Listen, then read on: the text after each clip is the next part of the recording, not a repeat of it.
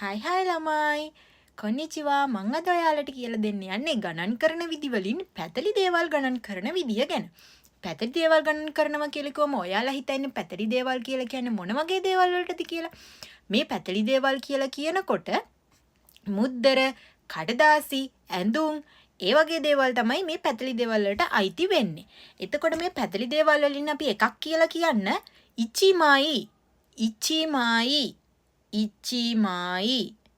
දෙකක් කියලා කියනකොට නිමයි. නිමයි.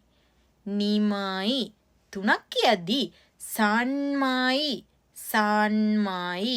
සන්මයි. හතරක් කියද්දී යොන්මයි. යොන්මයි. යොන්මයි. පහක් කියද්දී ගෝමයි. ගෝමයි. ගෝමයි. ගෝමයි. හයක් කියද්දී රොකුමයි. රොකුමයි. රොකුමයි. රොකුමයි. හතක් කියද්දී නනමයි. නනමයි.